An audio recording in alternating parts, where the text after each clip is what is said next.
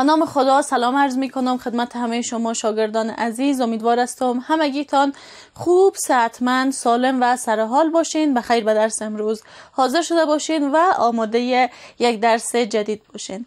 شاگردای عزیز و نازنینی که در صنف هستین، همتون خوب هستین؟ بخیر آمدین به صنف؟ بله استاد. بسیار عالی، شما را خوش آمدید میگم به یک درس دیگه ما در مضمون کیمیا در صنف هشتم. ما امروز به ادامه درس های قبلی خود یک درس جدید، یک موضوع جدید را در مضمون کیمیا میخوانیم و از همین طریقه میتونیم که با یک موضوع جدید در علم کیمیا آشنا شویم. همون قسمی که همه شما میفهمین.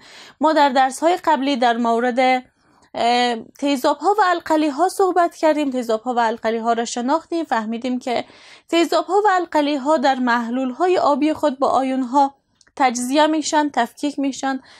تیزاب ها در محلول آبی خود آیون هیدروژن و القلی ها در محلول آبی خود آیون هیدروکساید یا OH را تشکیل میتن و همین قسم خواص فیزیکی و کیمیاوی تیزاب ها را شناختیم. فهمیدیم که اکثریت تیزاب ها هادی برق می باشند چون در محلول آبی خود به آیون ها تجزیه میشن. اکثریت تیزاب ها مزه یا ذائقه ترش می داشته باشند و همین قسم خواص فیزیکی و کیمیاوی دیگه ای که در تیزاب ها وجود داشته با هم دیگه فهمیدیم، تعاملاتش را کار کردیم. در درس امروز نوبت به القلی ها می رسد تا خواص فیزیکی و کیمیاوی القلی ها را با هم دیگه یاد بگیریم.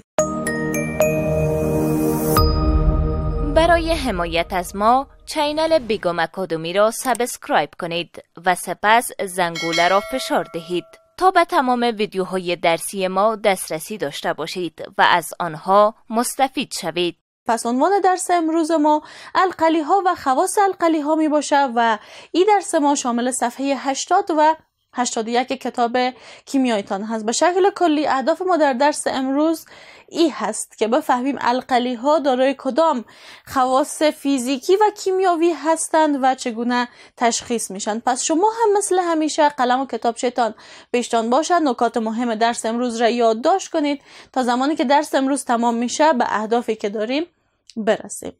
خب شاگرد عزیز، همون قسمی که شما میفهمین القلی ها هم از جمله یکی از موادی هستند که در محلول آبی خود با آیون ها تجزیه میشه، با آیون مثبت و آیون منفی تفکیک میشه.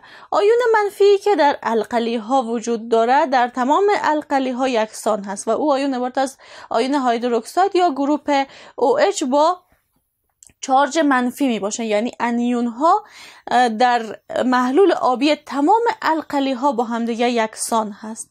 اما القلی ها نظر به این که القلی های متفاوتی ممکن است محلول های آبیشان تشکیل شوه، کاتیون های متفاوتی را تشکیل میده. در مثال سدیم هیدروکساید که یک القلی هست، زمانی که محلول آبیش را تشکیل میتیم یا سدیم هیدروکساید در محلول آبی خود با آیون ها تجزیه میشه، با آیون ها تفکیک میشه. به شکل عموم آیون منفی یا انیون عبارت از گروپ هیدروکساید می باشه، اما کاتیونی که تشکیل میشه یا آیون مثبتی که تشکیل میشه عبارت از سودیم می باشه. سودیم با چارج مثبت و هیدروکساید با چارج منفی عبارت از چی هست؟ عبارت از آیون هایی هستند که سدیم هیدروکساید در محلول آبی خود ایجاد میکنه یا سدیم هیدروکساید در محلول آبی خود تجزیه میشه. پس تا این قسمت فهمیدیم که القلی ها هم در محلول آبی خود با آیون ها تجزیه میشه. چرا این موضوع را گفتیم؟ این موضوع را از قبل هم میفهمیدیم، اما به خاطر این در این قسمت این موضوع را یادآور شدیم تا که بفهمیم القلی ها هم از جمله الکترولیت ها است، یعنی در محلول آبی خود با آیون ها تجزیه میشه و هادی برق می باشن، برق را هدایت میدن. روز قبلی هم زمانی که در مورد الکترولیت ها و غیر الکترولیت ها صحبت میکردیم گفتیم که القلی ها، تیزاب ها و نمک ها الکترولیت ها هستن، یعنی در محلول های آبی خود تجزیه میشن با آیون های مثبت و منفی و در نتیجه میتونن که جریان برق را عبور بتن و هادی برق باشن. خب شاگرد عزیز، در کل اگر مثالهایی از القلی ها رو براتون بگویم، اکثر مواد شوینده ای که ما استفاده میکنیم مثل انواع صابون ها، انواع مایع ظرفشویی، مایع رختشویی، انواع مواد شوینده که ما در زندگی روزمره خود استفاده میکنیم در ترکیبشان القلی ها وجود داره و در کل القلی ها یکی از خصوصیات بسیار مهمشان مزهشان هست که مزهشان تلخ می باشه. اگر شما تا حالا مزه صابون را به شکل تصادفی چشیده باشین، یک مزه تلخ را احساس میکردین و همین مزه تلخ نشان دهنده القلی بودنش هست. اما القلی ها درست است که مزه تلخ می باشه، اکثریت القلی ها تخریش کننده هستند، بنان نباید مواد القلی به خاطر فهمیدن مزه و ذائقه‌شان چشیده شود، چون ممکن است که زبانتان را، دهنتان را تخریش کنه و در کل بر قسمتی از بدن که یک القلی تماس پیدا میکنه و یا برخورد میکنه باید همون قسمتی از بدن به زودترین فرصت با آب کافی و فراوان شسته شود. همون قسمی که در استفاده صابون ها، انواع مایع ظرفشویی، مایع رختشویی یا گفته شده زمانی که استفاده میکنید باید از دستکش استفاده کنید، به خاطر اینکه القلی ها در کل مواد تخریش کننده هستند. این القلی هایی که ما در زندگی روزمره همراهشان سر کار داریم تخریش کردنشان بسیار زیاد نیست، یعنی بعد از استفاده مدت زمان طولانی ممکن است که خاصیت تخریشی خود را ایجاد کنه، اما بعضی از القلی ها هم وجود داره که فوق العاده مخرش هستند و در کل نباید هیچ ماده ناشناخته به خاطر درک مزه و یا ذائقه‌اش چشیده شود. فرق نمیکنه تیزاب ها باشه، القلی ها باشه، اما شما بفهمید که تیزاب ها دارای ذائقه ترش هستند، القلی ها دارای ذائقه تلخ می باشه. اکثریت القلی ها یک لزوجیت دارن، یک خاصیت لشم بودن و یا لزوج می باشن، یعنی اگر شما صابون استفاده کرده باشین که بدون شک استفاده کردین، خاصیت لزوجیت القلی ها را میتونید درک کنید و هدف مرا از این که میگم القلی ها لشم هستن را میفهمین که هدف ما چی هست، چون شما از صابون، از مواد شوینده استفاده کردین، لزوجیتی که ایجاد میکنن همون خاصیت لشم بودنش را حس کردین. تا این قسمت درس ما با چند خواص القلی ها آشنا شدیم، فهمیدیم القلی ها در محلول آبی خود با آیون ها تجزیه میشه. همین تجزیه شدنش در محلول آبی نشان دهنده الکترولیت بودنشان هست و زمانی که یک ماده الکترولیت باشه یعنی جریان برق را عبور میده. پس القلی ها مثل تیزاب ها و نمک ها هادی برق هستند.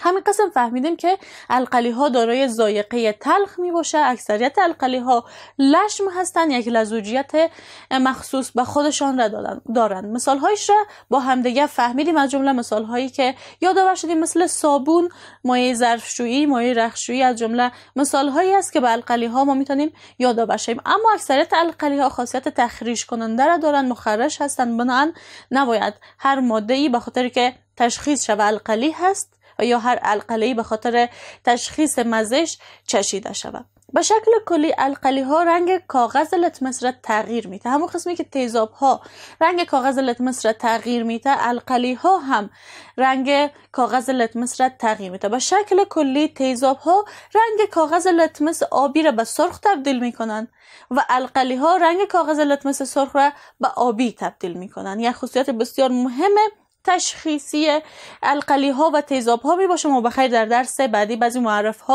معرف های تیزاب و القلی را می خوانیم که چگونه می توانیم تیزاب ها و القلی ها را تشخیص بدیم. یکی از طریقه های تشخیص تیزاب ها و القلی ها عبارت از کاغذ لتمس می باشه که القلی ها کاغذ لتمسی که سرخ باشه را به رنگ آبی تبدیل میکنن. یعنی هرگاه شما کاغذ لتمسی پیشتان باشه و این کاغذ را در تماس یک القلی قرار بدین، میبینید که رنگ کاغذ لتمس سرخ به آبی تغییر میکنه. به همین قسم برعکس این موضوع هم وجود داره، رنگ کاغذ لتمس آبی به سرخ تبدیل میشه در صورتی که کاغذ لتمس به تماس یک تیزاب در آورده شود یا به تماس یک تیزاب قرار داده شود.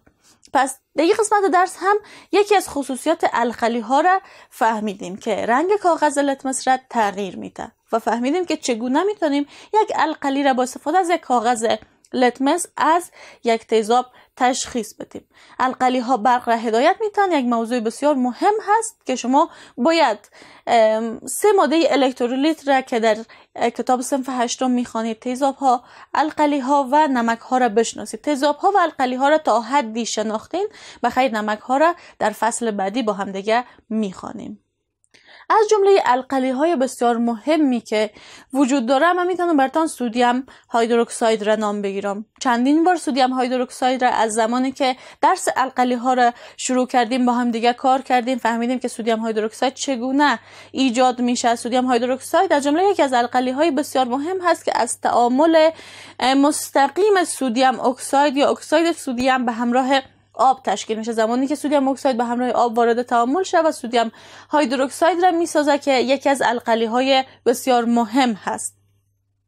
زمانی که محلول آبی سدیم هیدروکساید تشکیل شود، سدیم هیدروکساید تجزیه میشه به یک کاتیون که سدیم هست و انیون که عبارت از آیون هیدروکساید می باشه.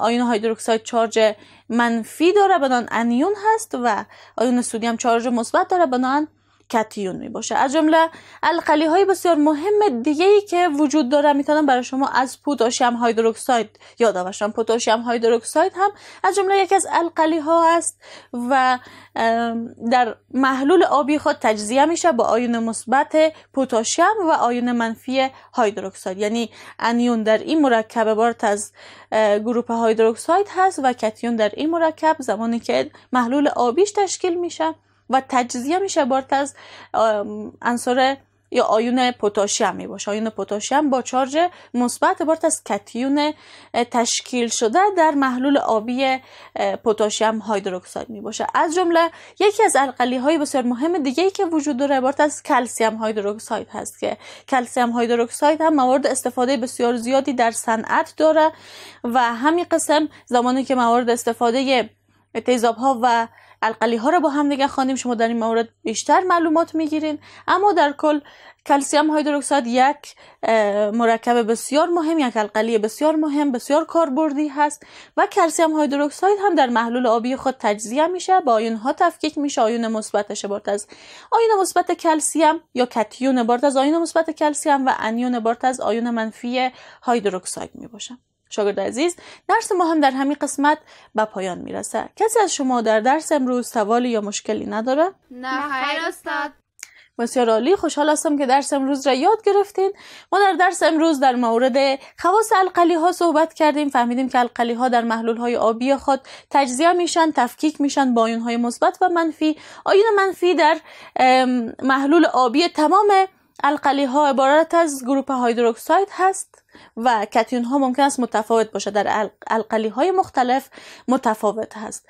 فهمیدیم که القلی ها دارای ذائقه تلخ هستند، لشم هستند، لزوجیت دارند، هادی برق می باشند چون که از جمله الکترولیت ها هستند، در محلول آبی خود تجزیه با آیون ها میشه، پس هادی برق هم می باشه. رنگ کاغذ لتمس را تغییر میده، کاغذ لتمسی که رنگش سرخ باشه را به رنگ آبی تبدیل میکنه. بعضی از القلی های مهم را شناختیم: سدیم هیدروکساید، پتاسیم هیدروکساید، کلسیم هیدروکساید از جمله القلی های بسیار مهم هست. یکی از القلی های بسیار مهم دیگه ای که چند درس پیش با هم دیگه خواندیم امونیا هست. امونیا یکی از القلی های فوق العاده مهم هست که در صنعت استفاده بسیار زیادی صورت میگیره.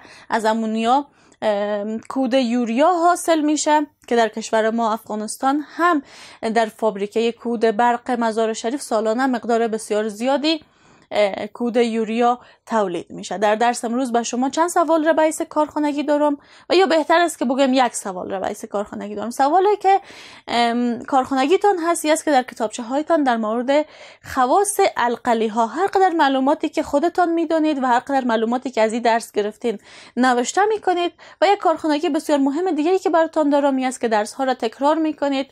جایی که با سوالی یا مشکلی مواجه میشین یادداشت کنید و روز بعدی از ما بپرسین.